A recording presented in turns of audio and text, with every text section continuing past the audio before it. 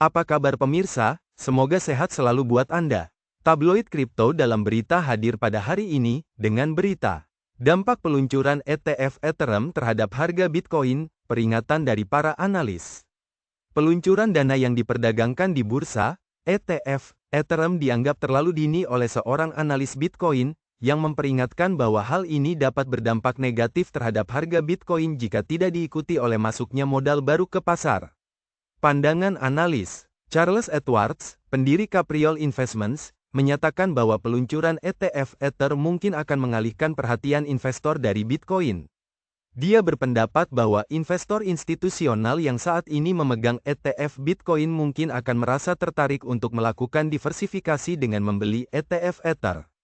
Tanpa adanya aliran modal baru ke pasar secara keseluruhan, hal ini dapat menciptakan tekanan jual pada Bitcoin. Pergerakan pasar. Sejak debut ETF Bitcoin Spot pada tanggal 11 Januari sekitar 17,53 miliar dolar telah mengalir ke 11 produk berbeda, menurut Farsight Investors. Meskipun demikian, dominasi pasar Bitcoin tetap relatif stabil, dengan peningkatan sebesar 0,07% selama 24 jam terakhir. Peluncuran ETF Ether pada tanggal 23 Juli terjadi bersamaan dengan arus keluar bersih sebesar 78 juta dolar dari ETF Bitcoin Spot.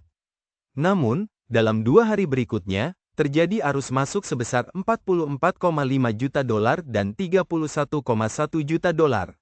Proyeksi dan ketidakpastian. Meskipun ada harapan untuk apresiasi harga yang besar, Edwards tetap berhati-hati dan menyatakan bahwa peluncuran ETF Ether di pasar yang sedang lemah telah menimbulkan ketidakpastian terkait alokasi modal.